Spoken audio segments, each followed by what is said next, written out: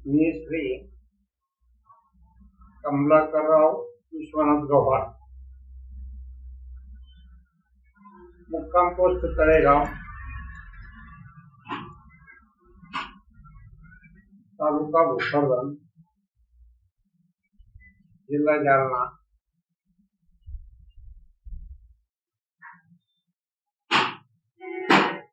काय झालं की तुम्ही तळेगावची स्थिती इतकी वाईट अवस्थेमध्ये होती की तळेगावच्या दोन्ही बाजूला ती एवढे सगळं त्या दोन्ही नाल्याला झाडी कमी होती. गावामध्ये मोठमोठे काही 6-5 झाडं होती, चांगले झाडं होती. गावात एकंदरीत बरं होतं, परंतु जंगलामध्ये आणि गावाच्या आजूबाजूला दोन्ही बाजूला मोठमोठाली नाले असल्यामुळे फार मोठाले दगड, काळे खाप सारखे सगळे दगडच दगड होते. आणि एकेरीत राहायचं म्हणजे कोरडवाहूच राहायच्या सगळ्या जमिनी. बागायतीला पाण्याचं क्षेत्र कुठंच नव्हतं. त्यामुळे तळेगावची परिस्थिती फारच बिकट होती. पाण्यासाठी, पिण्याच्या पाण्यासाठी दूर दूर पर्यंत 1-1 किलो 2-2 किलोमीटर अंतरावरून पाणी आणावं लागत. आणि पाणी आणताना सगळंच गाव त्या आडावर द्राक्ष येरचं पाणी भरायचे. उन्हाळ्यामध्ये तर इतकी परेशानी असायची की कोणत्या वेळेला उठून घरात पाणी आहे का, नाही तर मग तिकडं मुस्लिम समाजाचे बिस्मिल्ला खा म्हणून होतं. त्या बिस्मिल्ला खा च्या विहिरीवर जायचे किंवा जेलमळ्यामध्ये केशव पाटील खाली यांची विहीर होती, त्यांच्या विहिरीवर जायचे. त्या विहिरीवरून रात्रीला मोठ्या पहाटे सकाळी ज्याला जेव्हा चोव येईल त्या वेळेला पाणी आणण्याची परिस्थिती. अशा बिकट परिस्थितीमध्ये आणि कोरडवाहू असल्यामुळं फक्त एकच पीक घेतले जायचे. एक पीक घेतलं गेल्यामुळं साधारणतः सगळ्याला पाहिजे तेवढं पुरेसं धान्य होत नसेल. त्यावेळेला काही वगैरे धान्य नव्हतं, त्यामुळं गावरान धान्य असायचं. आणि गावरान धान्य हे अशा मोठ्या प्रमाणात काही पिकायचं नाही. आणि त्यामुळं जो काही उत्पन्नाचं किंवा पैशाचं साधन असत ते फक्त कापूस, थोड्या फार प्रमाणात क्विंटल 4 क्विंटल कापूस व्हायचा किंवा काही हरभरे वगैरे काही पिकले माग तर तेवढे थोडंफार प्रमाणामध्ये त्या गोष्टी व्हायच्या काही शेतामध्ये. त्याच्यामध्ये काय कपडे लत्ते अशा काही गोष्टी करता यायच्या नाही. तर मात्र त्यावेळेला जास्तीत जास्त साळ म्हणजे भाताचं पीक, काही चिबडे वावर राहायचे, त्याच्यामध्ये चिबड्या वावरांमध्ये भाताचं पीक घेतलं जायचं.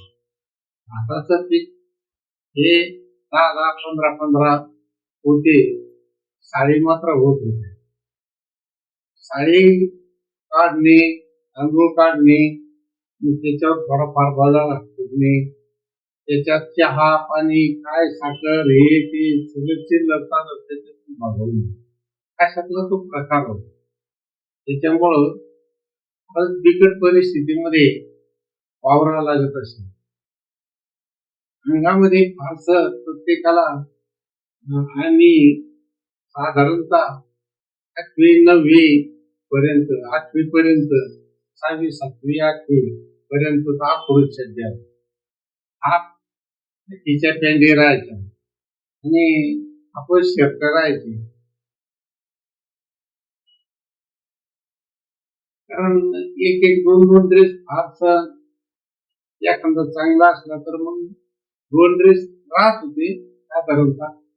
ते काही तुटके काही कसे त्यावेळेला घड लावलेली असली तर कोणी काही म्हणत नसे, शिवलेले असले तरी कोणी काही, कारण सगळ्याचेच ते सगळ्याचेच याला घड राहायचे. कारण पाठीमागून सध्या राहायचं तर ते सगळ्याचे ज्याला घड राहत होते. त्याच्यामुळं असं कोणाला त्याबद्दल काय अशी खंत वाटत नव्हती की बाई याचे फटके, याचे चांगले, मुलं मोठं आहे, अशातला काही प्रकार नव्हता. कारण सगळ्याची स्थिती सारखीच होती. आणि अशा परिस्थितीमध्ये जीवनमान जगताना पुढे काय झाले की अशी परिस्थिती त्याच्यानंतर आम्ही पिंपळगाव कोणतीला साधारणतः नदी दहावीला राहत असताना तिथली पिंपळगावची परिस्थिती एकंदरीत चांगली होती. थोडस बागायती होतं तिथं, त्या जमीन वगैरे चांगली असल्यामुळे विहिरी होत्या, मुलं होते, थोड्या फार प्रमाणात तिथलं बागायती राहायचं. आणि बागायती असल्यामुळं तिथं पुरेस खायला मिळत असेल. आणि पिंपळगाव कोणतीला साधारणतः स्वतंत्र झाल्यापासून 1946 स्वतंत्र लढ्यामध्ये पिंपळगाव आघाडीवर होते. तिथं निजामाला काही अत्याचार केले, लढाई केला.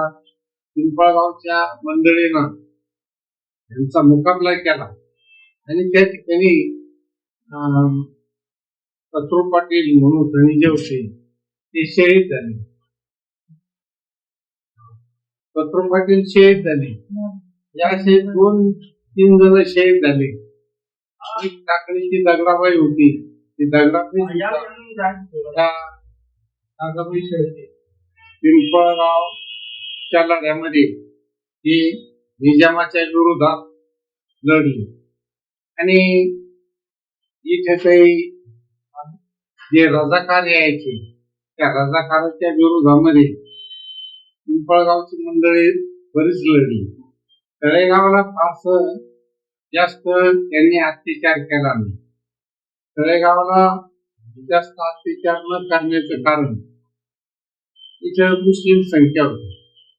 मुस्लिमामुळं ते इथं फारस जास्त काही अत्याचार करत नसे. परंतु पिंपळगाव सावखेडा हे स्वतंत्र मराठा समाजाचे मंडळी असल्यामुळे तिथलं त्यांनी त्या ठिकाणी फारच अत्याचार केला. हे करत असताना तिथले काही मंडळी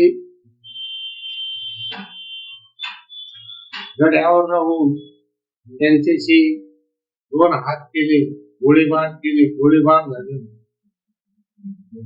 यांच्या सुद्धा कथा त्यावेळेला प्रत्यक्षात ऐकायला मिळाले. आणि ते त्यावेळेला हयात होते, त्यांनी त्या गोष्टी आम्हाला सांगितल्या. आम्हाला बी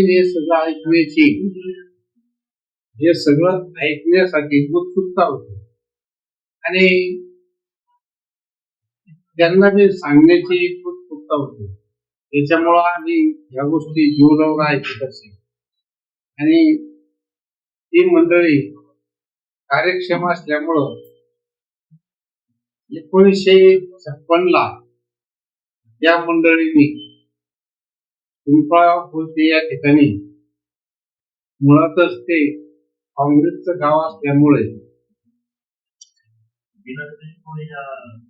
तिथे माध्यमिक हायस्कूल या ठिकाणी काढण्यात आलं.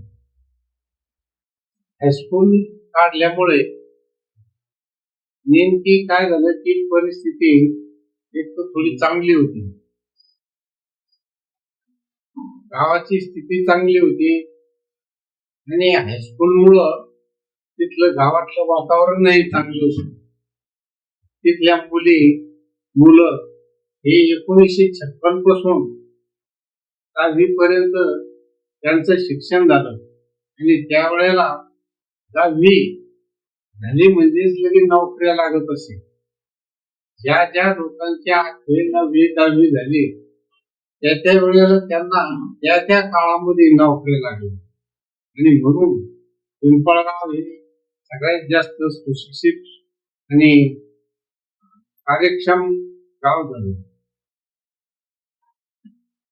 ही परिस्थिती च्या उलट तळेगावची परिस्थिती इतकी बिकट झाली की त्या गावातून इकडं जर आलं तर एखाद्या भयान जंगलामध्ये आपण आलो असं जाणवत होत की एकदम एखाद्या चांगल्या बागायतीमधून किंवा एखाद्या चांगल्या शहर मधून खेड्यामध्ये यावं अशातला तो प्रकार होता. कारण पिंपळगावला वातावरण मुळातच तिथली मंडळी राहण्यासाठी मुली कर्ट जम्पर वगैरे आणि बाया महिला ज्या होत्या त्या नळाला नवीन पातळ वगैरे निघल्या ते पातळ वगैरे नेसायच्या. घरापुढं सुंदर अशा रांगोळी वगैरे त्या गावामध्ये राहत असे. गावातली मंडळी पांढरे कपडे घालून येशीच्या तोंडाजवळ 5 म्हातारे वगैरे चांगले जे पहिलेच पुराले असल्यामुळं ते 5-25 लोक आपलं येशीच्या तोंडाजवळ बसलेले असावे. त्यावेळेला माझ्या काळामध्ये एक प्राचार्य मुख्याध्यापक गणपुले म्हणून एक शिक्षक होते. फार आदर्श शिक्षक, ज्याला खरंच मुख्याध्यापक म्हणावं असा मुख्याध्यापक माझ्या आजपर्यंत पाहण्यात आला नाही. कारण त्यांची वर्तणूक, त्यांचं वागणं, त्यांचं बोलणं एवढं प्रामाणिक होतं की ते गावामध्ये आलं की ते गावामध्ये एक प्रकारचं त्यांचं त्या मुख्याध्यापकाचं फार गावकरी सन्मान देत असे आणि ते पण गावाल्याला सन्मान देत असे. त्यावेळेला तिथले बाबूराव पाटील सोळुंके हे त्या शाळेचे अध्यक्ष होते. बाकीचे सदस्य सर्जेराव पाटील, निवृत्ती आप्पा, परबतराव सोळुंके, रामू पाटील अशी काही मंडळी होती. ती प्रतिष्ठित होती आणि दत्तू पाटील ही जी मंडळी होती त्यांच्या सोबत आणि त्या शाळेच्या विचाराधीन होती. गणपुले साहेब एक चांगले प्रतिष्ठित आणि प्रामाणिक असल्यामुळं शासन सुद्धा त्यांचा पूर्णपणे मान करते. ते मुख्य अधिकारी म्हणजे तो होता. त्यावेळेला साखळीपर्यंत साखळी पोहोचेपर्यंतच गाडी यायची, पुढं गाडी येत नसेल तर इथं शिपाई होती. ती शिपाई साखळीला त्यांना आणायला जायची. गावकरी त्यांना दर शनिवारी सोमवारी गाडी पाठवत असे त्यांना आणण्यासाठी. कारण पाणीचा रस्ता होता, पाऊस वगैरे पडेल असले तर सगळं ते चिखल वगैरे असायचा. तो गावकरी त्यांना एक सांग पाठवत असे त्या साखळीवर आणण्यासाठी. साखळीपर्यंत ते आले की त्यांना आणण्यासाठी सांग शाळेचा शिपाई सोबत ती घेऊन यायची. ती शनिवार पर्यंत त्या ठिकाणीच राहत असे पिंपळगाव बोलले. त्यांच्या वेळोवेळी प्रसंगी गाठी भेटी व्हायच्या, समितीचा विचार घ्यायचा. त्या ही जी कमिटी होती त्यांना विचार विनिमय सांगायचे, शाळेच्या संदर्भामध्ये अधूनमधून बैठका व्हायच्या आणि त्या बैठकामध्ये विचार विनिमय व्हायचे. काही वेळेला विद्यार्थ्यांशी संवाद व्हायचे. फुले साहेब मात्र प्रार्थना झाली की काही सुविचार त्या वेळेला ते सांगत असते. ह्या काही गोष्टी खूप त्याचा काही माझ्या मनावर परिणाम करून गेला आणि पिंपळगावचं वातावरण आणि त्याच्या उलट तळेगावचं वातावरण म्हणजे खूपच विरुद्ध दिशेला असं इथलं वातावरण. एक दिवस विषय असा झाला की आपण ज्या गावामध्ये जन्माला आलो त्या गावाची परिस्थिती इतकी बिकट का, याचं काय कारण आहे. मग त्यावेळेला जालना जिल्हा नव्हता. ही साधारणतः गोष्ट 77 ची होती. तर त्यावेळेला जालना जिल्हा नव्हता, परंतु जालन्याला मात्र संभाजीनगर त्यावेळेचा औरंगाबाद हा जिल्हा होता सगळ्यासाठी. आणि मग कलेक्टर जे आहे डिस्ट्रिक्ट कलेक्टर कार्यालय मात्र जालन्याला होते आणि ते दर मंगळवारी त्या जालन्याला ते यायचे. याची कल्पना मला लागली होती तेव्हा ते दर मंगळवारी जालन्याला यायचे. 1976 ला पिंपळगावचा जो परिणाम माझ्या मनावरती झाला त्यावेळेला मी एक निवेदन तयार केलं. 76च्या अगोदर 74-75 ला एक निवेदन तयार केलं. ते निवेदन असं होतं की तळेगावची समस्या असं ते निवेदन होतं. तळेगाव मध्ये त्यावेळेला साधारणतः 1800 पाटील समाजाची मंडळी, गव्हाड समाजाची मंडळी 1100 होती. कलके समाजाची मंडळी, मराठा समाजाची मंडळी साधारण 500 अशी मिळून 1600 लोक एकंदरीत काही मराठा समाजाची होती. मुस्लिम समाजाची मंडळी त्यावेळेला साधारणतः 600 लोक या ठिकाणी होते. मागासवर्गीय समाज तो सुद्धा 250-300 त्या दरम्यान मागासवर्गीय समाज होता आणि धनगर समाज सुद्धा 100-150 समाज धनगर समाज दिन होता. तर हे 50 सुतार, लवार, कुंभार ही थोडेफार प्रमाणात ही पण सगळी मंडळी त्यावेळेला थोड्याफार प्रमाणात 50 लोक आहेत. एकूण साधारणतः तळेगावची लोकसंख्या ही 2100-2200 पर्यंत अशा प्रमाणात होती. परंतु या ठिकाणी अशा बिकट परिस्थितीमध्ये आम्ही एक तळेगावची समस्या म्हणून एक निवेदन तयार केलं की तळेगावची समस्या ही इतकी बिकट आहे की या ठिकाणी खायला पुरेसे धान्य नाही, पिण्यासाठी पुरेसे पाणी नाही पाण्यासाठी 2-2, 3-3 किलोमीटर अंतरावरून पाणी आणावं लागते.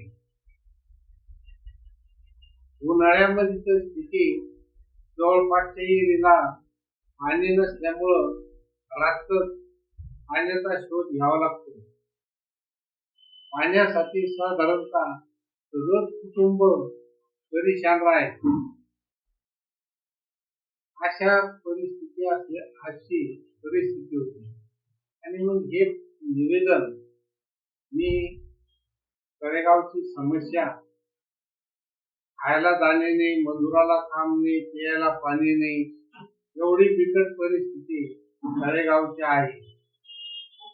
एक तर तळेगाव कुठेतरी स्थलांतर करा किंवा जास्तीत जास्त या ठिकाणी जर थोड्याफार प्रमाणात पाझर तलाव करत राहिले तर 6-6, 5-5, 4-4, 2 एकर बागायती होईल. पिण्यासाठी पाणी कुठेतरी उपलब्ध होईल आणि पाणी अडवले जाईल आणि मजुराला सुद्धा काम मिळत.